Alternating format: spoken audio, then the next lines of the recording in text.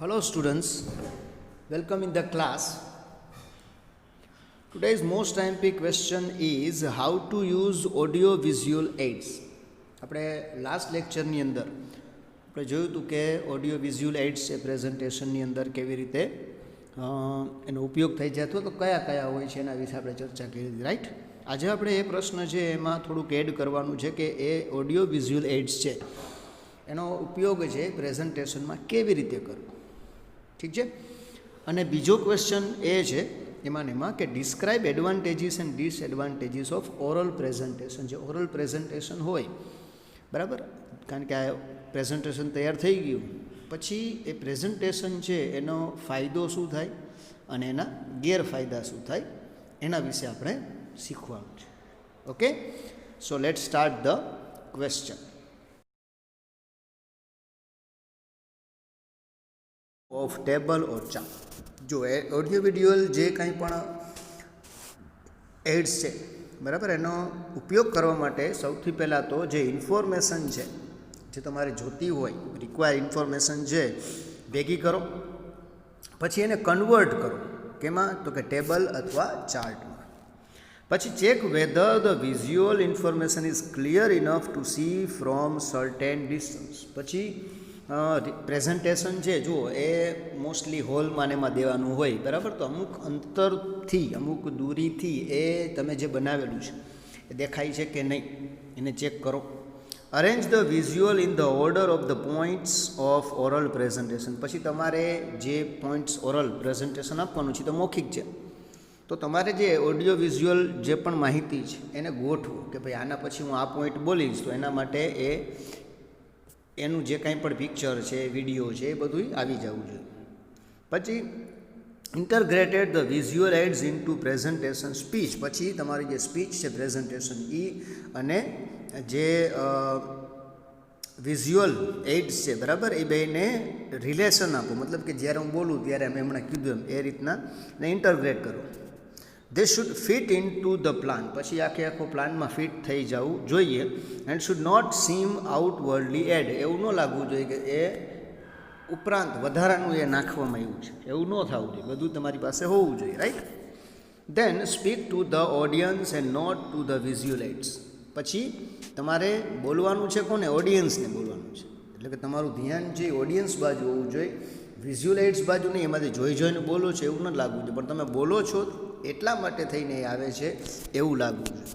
Look at the audience while giving speech. Speech આપતા હો ત્યારે હંમેશા ઓડિયન્સની સામે જોવાનું. Only look at the visual aids when audience to watch the same.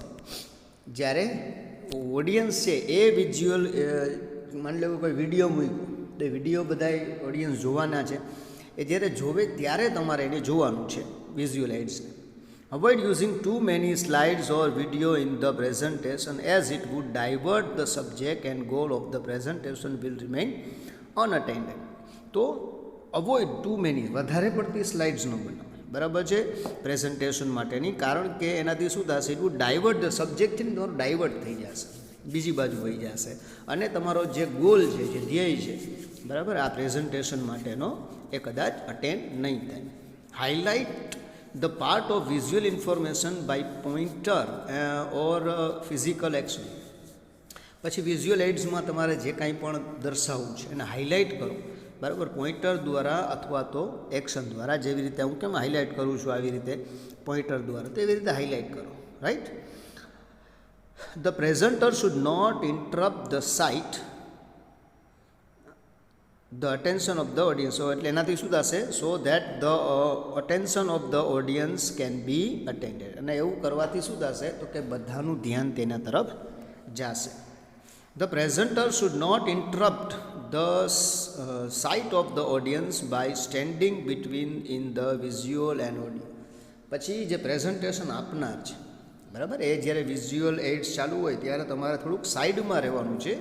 બેયની વચ્ચે તમે આવતા હો એનું ધ્યાન રાખવાનું છે કે તમે બેયની વચ્ચે આવતા નથી. Stand by the side of the visual aids and not possible to it. બરાબર, જો એનાથી સાઈડમાં ઉભરી, જો સાઈડમાં પોસિબલ ન હોય તો ensure that pillars or any object do not block the audience view of the visual aids. પછી એ પણ ધ્યાન રાખો કે અહીંયા કોઈ પિલોર છે કે નહીં, બરાબર. અને એ વિઝ્યુઅલ એડ્સ છે ને એને નડતું નથી ને ઓડિયન્સને, તો એ વસ્તુનું તમારે ધ્યાન રાખવાનું છે. Never late the visual dominate your oral presentation. એવું પણ ન લાગવું જોઈએ કે તમારું જે ઓરલ સ્પીચ છે એ એના ઉપર આધારિત છે, મતલબ એ ન હોય તમે ન બોલી શકો, એનામાં જોઈને જ બોલવાનું. Do not over use visual information, મતલબ કે વધારે પડતો વિઝ્યુઅલ એડ્સ હોય ને એનો જ ઉપયોગ કરો ને તમે ઓછું બોલો નહીં.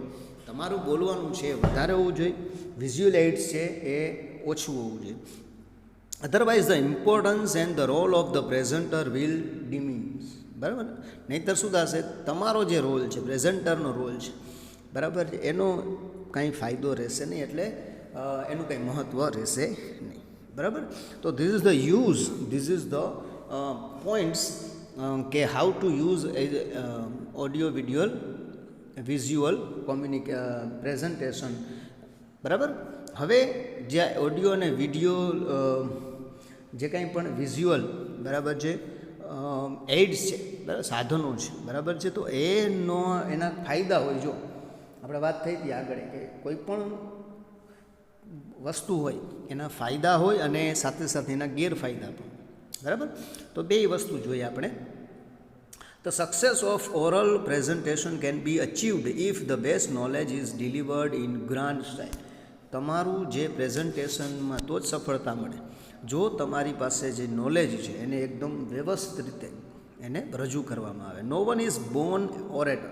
કોઈ વ્યક્તિ છે ને ઓરેટર, બોલનાર તરીકે જન્મ નથી લેતો. One acquire the proficiency with the effort. પણ પ્રયત્નો દ્વારા એની અંદર પ્રોફેન્સિયસી મતલબ માસ્ટરી આવે છે બોલવાની. Oral presentation can B successful if it is done accurately and interestingly. Oral presentation છે ને એમાં સફળતા તો જ મળે જો એને એકદમ એક્યુરેટ અને રસપ્રદ રીતે એને રજૂ કરવામાં આવે. There are certain drawbacks of oral presentation.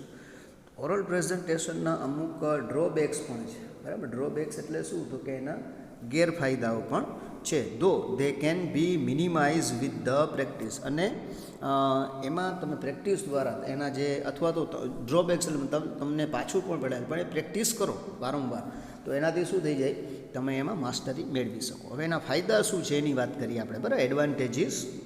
Oral presentation max the topic more interesting and easier to understand. Oral presentation છે ને એ ટોપિકને ઇન્ટરેસ્ટિંગ બનાવે છે, બરાબર, અને સમજવામાં એને ઇઝી લાગે છે. It gives opportunity to the speaker to convince the audience by using various verbal and non verbal skill. તો ઓરલ પ્રેઝન્ટેશન છે, બરાબર, એ જે સ્પીકર છે, બરાબર, એને એક ચાન્સ મળે છે કે એ ઓડિયન્સને સમજાવી શકે, કન્વિન્સ કરાવી શકે, બરાબર છે. અને અલગ અલગ એની જે સ્કિલ છે એના દ્વારા. It gives opportunity two mix element of curiosity and humour to catch the sustain the interest of the audience. બીજું એ એક તક મળે છે ટુ મિક્સ એલિમેન્ટ. તો એની અંદર એલિમેન્ટ હોય છે કેવી રીતે, હ્યુમર, કે મજા આવે એવું, એવી રીતના એ પ્રેઝન્ટ કરે કે જેમાં મજા આવે, બરાબર છે. પછી એમાં જે સાંભળનાર છે, બરાબર, એની ક્યુરિયોસિટી વધી જાય, બરાબર છે. તો આવું કરવાથી ઓડિયન્સનો રસ છે એ ખૂબ જ વધી શકે છે. પછી face expression, gesture and body language help the speaker in the emphasizing a point and compelling the audience to think on it seriously. પછી એના જે ફેસ એક્સપ્રેશન ને જેસ્ચર ને બોડી લેંગ્વેજ એના દ્વારા લોકો છે જે સાંભળનાર છે, ઓડિયન્સ છે, એ એને સિરિયસલી લે છે. બીજું અમુક મુદ્દા ઉપર ક્યાં એમ્ફેસાઇઝિંગ મતલબ ક્યાં ભાર મૂકવો, કઈ વસ્તુને યાદ રાખવું, એ પણ એ લોકો બરાબર સમજી શકે છે. It is possible that in written communication a reader may not understand the implied meaning. તો લખાણ જે છે, લખેલું હોય એની અંદર જુઓ, એની અંદરનું જે મિનિંગ છે ને એ કદાચ રીડર છે ને એ સાંભળી ન શકે. જ્યારે બોલીને આપણે કહી શકીએ કે આ વસ્તુ યાદ રાખવાની છે, ભાર મૂકી શકાય, જ્યારે લખાણમાં એવું ન હોય, right. But in oral presentation the speaker can explain the implied meaning. પણ ઓરલ પ્રેઝન્ટેશન જે છે, બરાબર છે, એની અંદર જે લોકો છે એને ખબર પડે છે કે ક્યાં ભાર મૂકવો, કયું યાદ રાખવું, તો એને સમજાવવામાં ઇઝી પડે છે અથવા સમજવામાં ઇઝી પડે છે, રાઈટ. પછી pause, tone, voice, emphasize etcetera can be use to make the content interesting and convincing. પછી ક્યાં તમે પોઝ મૂકો છો, તમારો શબ્દનો ટોન કેવો છે, તમારો અવાજ કેવો છે, બરાબર, ક્યાં તમે ભાર મૂકો છો, આ બધી વસ્તુ છે એ કન્ટેન્ટને ઇન્ટરેસ્ટિંગ બનાવે છે. જે તમે બોલો છો એને ઇન્ટરેસ્ટિંગ બનાવે છે અને સામેવાળી વ્યક્તિ છે એને કન્વિન્સ કરવામાં મદદ કરે છે, બરાબર. It is often found that the audience received a new meaning in oral presentation which it may not have been received a written material. તો રિટર્ન મટીરિયલમાં ઘણીવાર જે ઓડિયન્સ એને ન સમજાણું હોય એ જ વસ્તુ જ્યારે એને ઓરલ પ્રેઝન્ટેશનમાં એ સાંભળે છે તો એને એક નવો મિનિંગ જાણવા મળે છે. એવું ઘણી બધી વખત આપણી સાથે પણ બને છે કે આપણે વાંચ્યું હોય ત્યારે આપણે એનો મિનિંગ કદાચ આપણે બહુ ધ્યાનમાં ન હોય, પણ જ્યારે એ જ વસ્તુને તમે સાંભળો, બરાબર, લેક્ચરની અંદર, ત્યારે તમને એનો નવો મિનિંગ છે એ કદાચ સમજાય છે. તો these are all are advantages of oral presentation, right.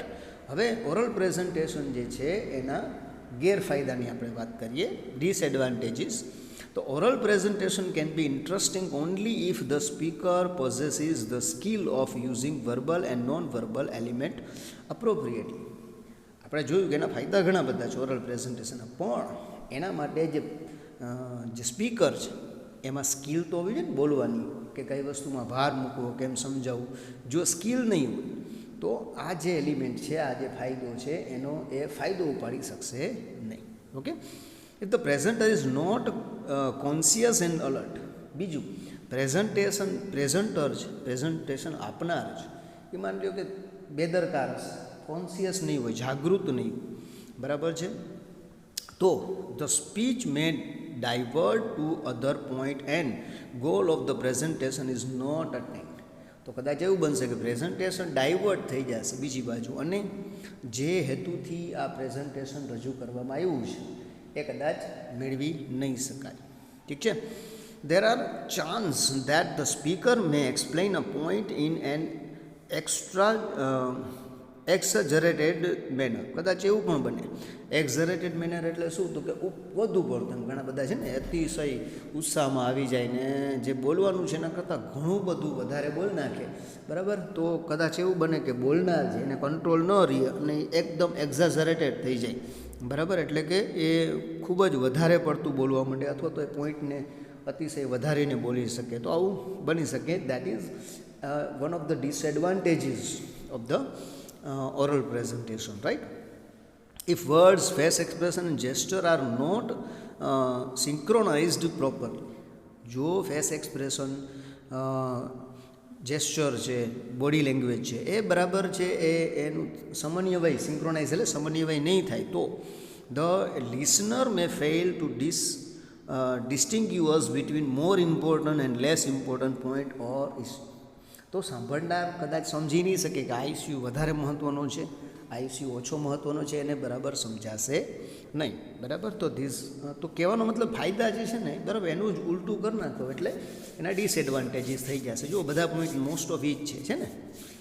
If the speaker can not maintain interest of the audience. બીજું, સ્પીકર છે એ માની લો કે ઓડિયન્સને રસ પડે એવું ન બોલે અથવા તો રસ ઉત્પન્ન ન કરી શકે, it gives way to the noise. તો કદાચ ઘોંઘાટ વધી જાય, એન્ડ કન્ફ્યુઝન વધી જાય, એન્ડ અલ્ટિમેટલી અને આખરે the entire presentation proves to be a failure.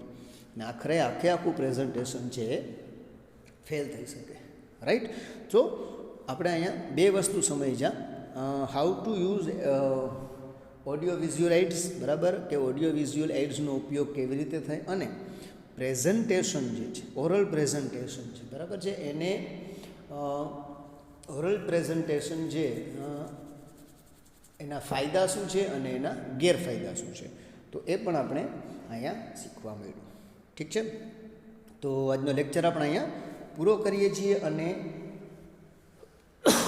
Next લેક્ચરની અંદર આપણે નવો ક્વેશ્ચન, જે ત્રીજો યુનિટ છે એ પણ અહીંયા પૂરો થાય છે. યુનિટ 4ના જે મોસ્ટ આઈએમપી ક્વેશ્ચન છે એ આપણે આપણા નેક્સ્ટ લેક્ચરની અંદર ભણીશું. Okay, C you.